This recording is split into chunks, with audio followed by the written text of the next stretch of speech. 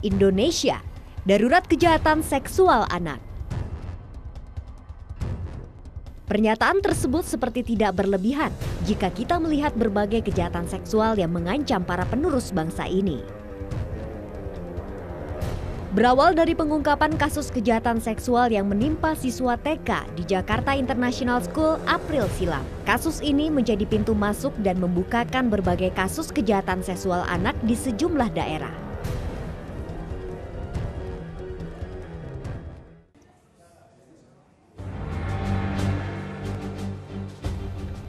Kurang dari 1 bulan pasca terkuaknya kejahatan di JIS, kasus pelecehan seksual serupa mengudara dari kawasan Sukabumi Kota. AS alias Emon, nama pemuda berusia 24 tahun ini tiba-tiba saja menjadi topik pembicaraan di sejumlah media. Bagaimana tidak, laporan satu orang keluarga korban menjadi pemicu korban-korban lainnya untuk melaporkan AS alias Emon hari demi hari terus bertambah hingga akhirnya berjumlah 114 orang anak. Jumlah yang cukup mencengangkan untuk korban kejahatan seksual anak. Aksi bejat sang Raja Cabul ini dilakukan di bekas bangunan air panas Lio Santan Citamiang Sukabumi sejak Emon duduk di bangku SMP atau sekitar 10 tahun silam.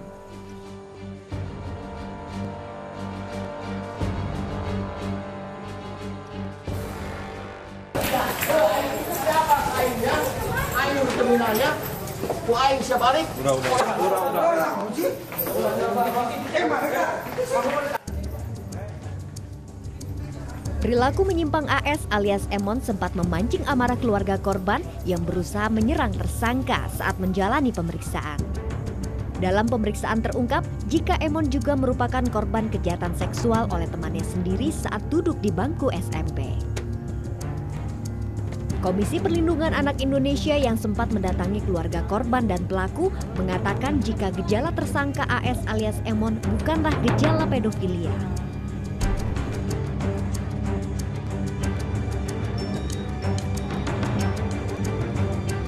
Ternyata setelah kita gali-gali semua, dia menyukai perempuan juga.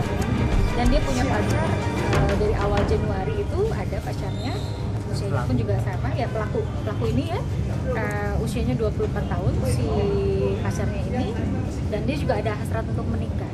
Jadi kalau dia kalau dia mau beralibi bahwa dia adalah seorang pedofilia juga, saya pikir dia termasuk yang heteroseksual ya. Jadi dia juga menyukai laki-laki, menyukai perempuan, dan menyukai anak-anak. Dan bagi saya 55 anak ini sesuatu yang fantastis, dan mungkin kalau dibolehkan hukumannya walaupun memang secara wajib maksimal di Undang-Undang Perlindungan Anak, tapi sebaiknya itu juga dia mendapatkan hukuman sosial juga kalau seandainya dibolehkan. Apa saja Bu hasil pembicaraan Ibu tadi dengan tersangka? Salah satunya adalah apakah benar dia itu sudah pernah mendapatkan perlakuan kekerasan seksual. Awalnya bolak-balik ada jawaban-jawaban yang bohong. Dia usia 13 tahun, dia bilang usia 14 tahun. Dan pada saat kejebak offset, dia baru menyatakan seolah-olah begitu kan. Dan pertanyaan kedua adalah apa sih yang dirasakan pada saat dia melakukan kekerasan seksual? Ya, yang dia rasakan adalah dia bilang ada kebahagiaan, ada nyut-nyutan katanya gitu. Dan ternyata di setiap dia melakukan selalu keluar.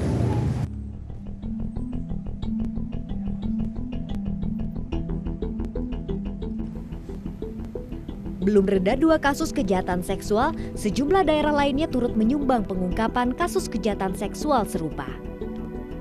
Di Sumedang, polisi menangkap EJ, seorang pria berusia lanjut yang diduga melakukan pelecehan seksual terhadap sejumlah anak. Dari 9 orang korban yang sempat menjadi pelampiasan nafsu bejat tersangka, baru 2 orang korban yang melakukan pelaporan, 7 orang lainnya masih bungkam dan enggan melapor kepada pihak kepolisian. Larangan budak semestinya teu diome, kudunya diome. Boga pamajikan ini dinya. Ome boga pamajikan ininya. Real aing ngomong. Tega didinya. Kakara aing. Nurutkan emosi leuwih hade beuring 3 jutaan ku aing didinya. nurutkeun emosi kan aing ningali hukum. Lamun aing ayeuna ningali hukum 3 tahun di jero aing. Beuri ku aing nyawanya kasar. Apalagi teu era ku anak sakit galede, teu era ku pamajikan, teu era ku dulur-dulur. Malah aku berhal sama model gitu, heureuy yang begitu disebutna panyakit.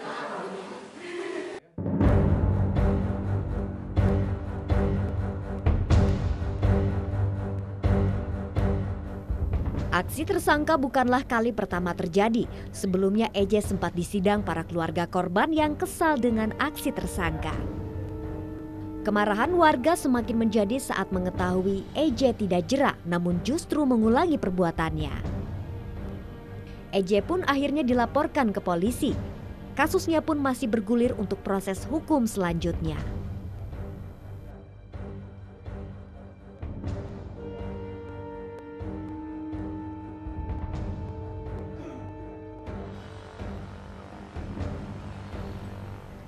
Selain 2 kasus kejahatan seksual di Sumedang dan Sukabumi, kasus yang paling miris terjadi di Cirebon. Seorang anak berusia 9 tahun berinisial S diduga melakukan kejahatan terhadap 5 orang siswa taman kanak-kanak. Sungguh ironi, seorang anak berusia 9 tahun telah terlibat aksi kejahatan seksual. Dalam penyelidikan aparat kepolisian, korban S diperkirakan lebih dari 5 orang. Perbuatan S ia lakukan di sebuah kandang kambing dan sebuah rumah kosong dengan iming-iming memberikan jajan kepada para korbannya.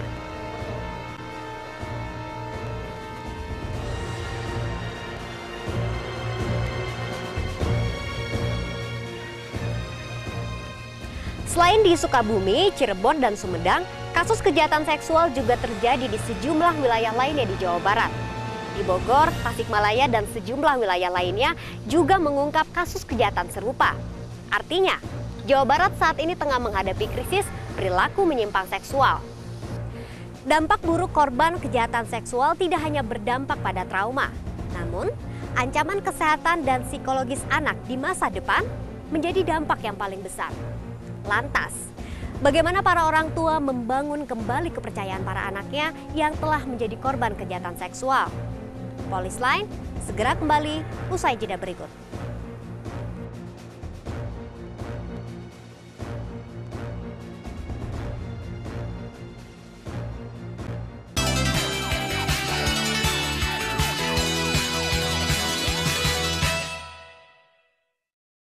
Nggak dibawa. Keren celi saya kalau makan nggak ribet. Entong pun gitu, dipakai dong pakai tenari mah geningan. Minta kan biru dia katanya. Kamu diobok-obok aing teu narima.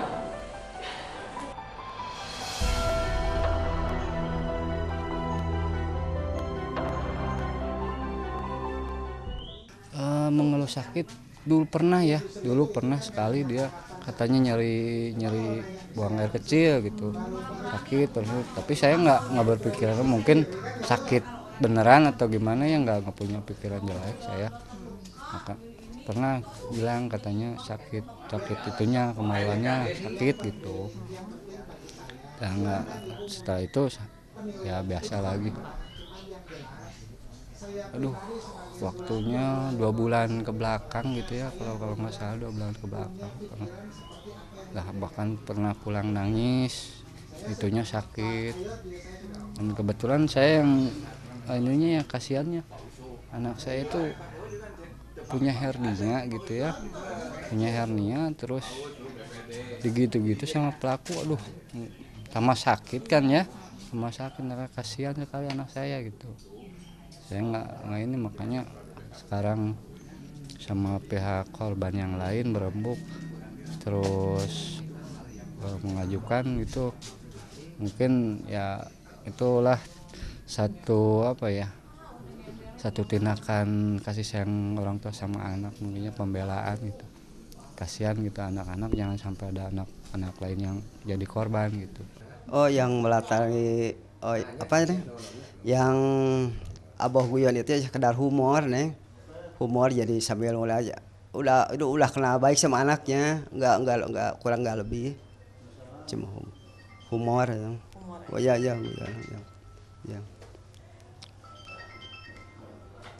Terus humor itu jadi humornya ngapain, Mbah? Ya itu bapak suka celametan, suka nepuk-nepuk anak, ada depan, ada belakang, ada pinggir, itu ya gitu salahnya abah. Ya. Penasaran atau bagaimana nih, Mbah? Ya mungkin sayang sama anak gitu nih, sayang sama anak. Oh jadi itu ungkapan Iya jadi nggak kurang nggak lebih, nggak ada unsur apa pornografi, nggak ada nih, nggak ada. Itu sejak kapan, Mbah, biasa nepuk-nepuk anak kayak gitu, Mbah? Ya sejak itu buka warung ya, buka warung kan. Tahun berapa? Buka warung sekitar kurang lebih setahun setengahan ya, buka warung mah.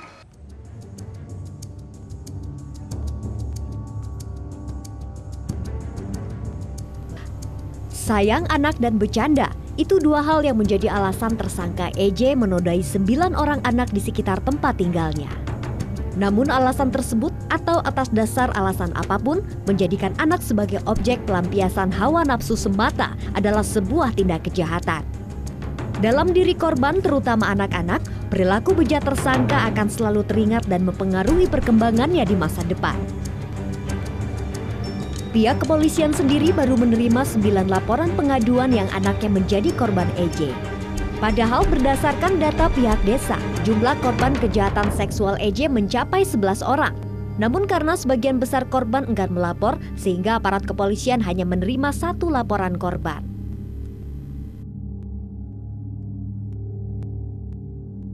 Nah, contoh sekarang yang melapor kan ada 4 atau 5 orang kalau nggak salah.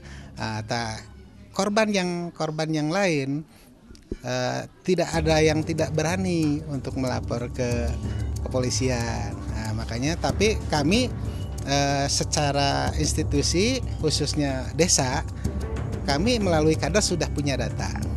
Udah ada berapa korban?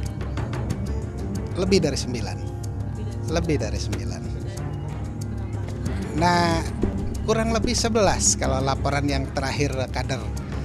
Yang hasil data Kadar yang saya tugaskan kurang lebih 11 orang. Dan ini kemungkinan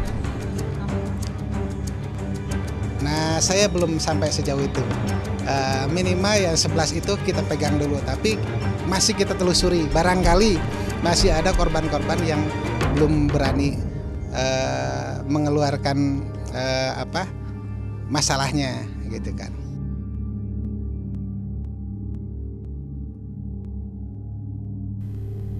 Berbeda dengan EJ yang mengaku kejahatan seksualnya dilatar belakangi oleh rasa sayang terhadap anak, tersangka AS alias Emon memiliki motif berbeda.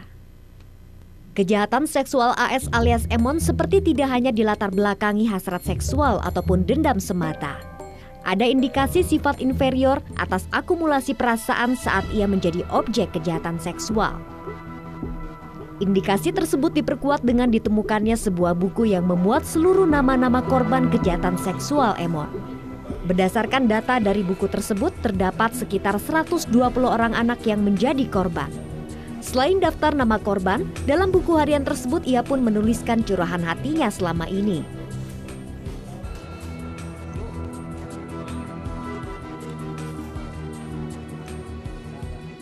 Sering nggak sih kamu? Apa tiap seminggu berapa kali? Kadang 2, kadang 3. Itu pertama kali kamu di gimana ya sama? Waktu pertama kali juga saya jadi korban dulunya sekitar tahun 2010. Namanya Endai. Teman kamu? Iya. Tetangga? Bukan teman. Teman tempat kerja gimana? Teman main. Tiba-tiba di benak saya pengen ke kehubungan melakukan hal tersebut. Tiba-tiba ketagihan. Itu katanya kamu kalau itu suka dibayar ya? Iya. Berapa? Sekitar 25 sampai 50. Kalau umpamanya yang nggak dibayar itu dikreditin juga? Iya. Gimana caranya? Kadang 11, kadang 10. Itu biasanya korbannya tetangga atau siapa? Banyak kan tetangga.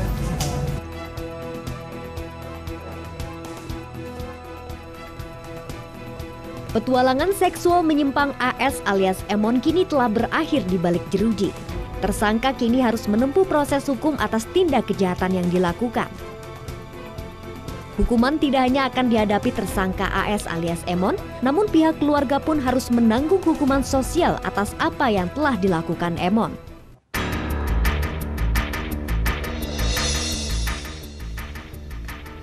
Pasca peristiwa Emon mencuat, keluarga yang biasanya menghuni rumah di Kampung Leo Citamiang, Sukabumi tidak terlihat lagi.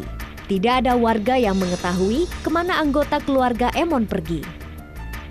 Padahal sebelum kasus Emon mencuat hingga menarik perhatian nasional, keluarga Emon masih dapat dijumpai di rumah tersebut. Proses penyelidikan tersangka AS alias Emon di tingkat kepolisian telah rampung dilakukan, akan tetapi tidak bagi para korbannya. Dibutuhkan waktu yang tidak sebentar untuk mengembalikan dampak psikologis serta trauma yang mendera para korbannya. Dibutuhkan proses yang kontinu serta peran dari orang-orang terdekat guna mengembalikan dampak psikologis korban.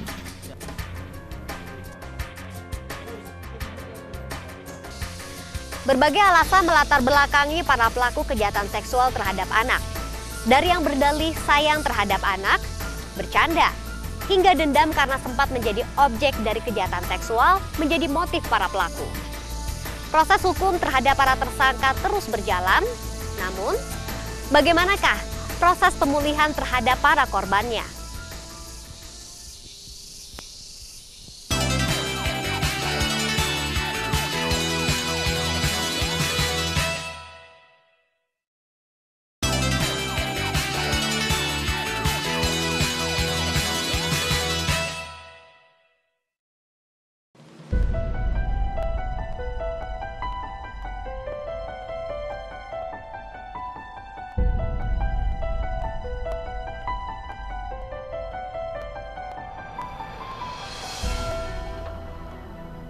Kekerasan seksual menjadi ancaman yang mengintai kehidupan anak-anak Indonesia.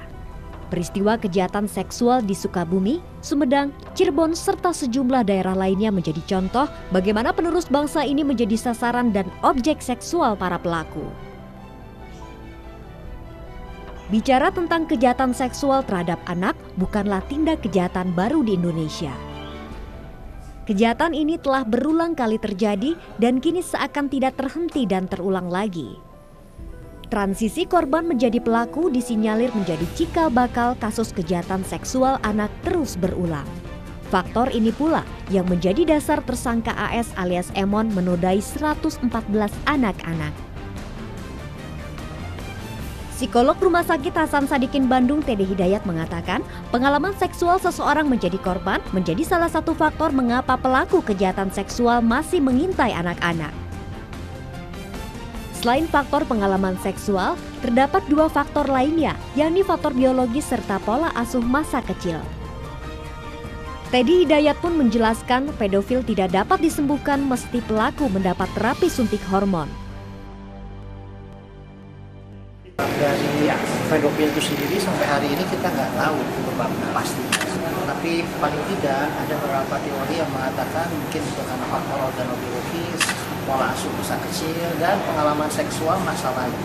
Dan saya lebih mempercayai yang terakhir ini, pengalaman seksual masa dini. Dan 50% pelaku itu mengaku masa lalunya menjadi korban kekerasan seksual.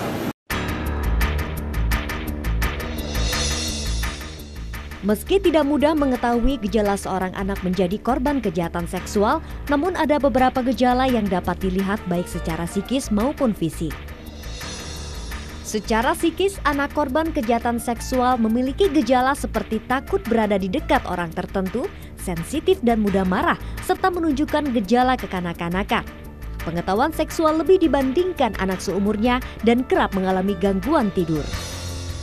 Sementara secara fisik, anak-anak korban kejahatan seksual menunjukkan tanda-tanda seperti sulit duduk maupun berjalan, sakit atau gatal pada bagian kelamin, hamil, serta menderita luka pada bagian kelamin ataupun anus. Peristiwa kejahatan seksual anak tidaklah dapat dilupakan begitu saja. Dibutuhkan berbagai langkah konkret guna mengantisipasi berulangnya kasus serupa di masa mendatang. Komisi Perlindungan Anak Indonesia atau KPAI meminta pemerintah segera melakukan revisi Undang-Undang Perlindungan Anak yang ada saat ini. Pasalnya menurut KPAI, dalam undang-undang tersebut pelaku tindak kejahatan terhadap anak hanya dijerat hukuman 15 tahun penjara. KPAI meminta perubahan hukuman pelaku dengan hukuman seberat-beratnya hingga hukuman mati. Perlu ada revisi terhadap Undang-Undang Perlindungan Anak. Kalau selama ini paling berat pelaku kekerasan itu kan hanya 15 tahun. Maka kita nanti dalam proses revisi minimal kalau bisa 15 tahun itu minimal. Nah, maksimal syukur kalau hukuman mati. Kenapa? Karena kekerasan seksual itu sering terjadi. Yang kedua, korban juga berpotensi untuk menjadi pelaku. Ini kan efek dominonya tinggi.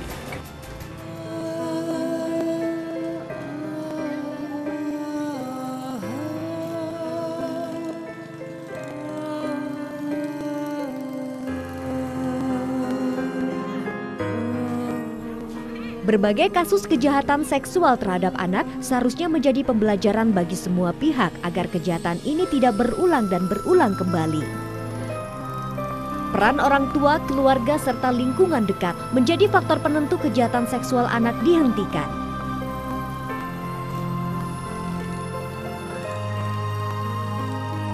Demikian Polis Lain pekan ini, kami segenap kru yang bertugas mengucapkan terima kasih atas kebersamaan Anda.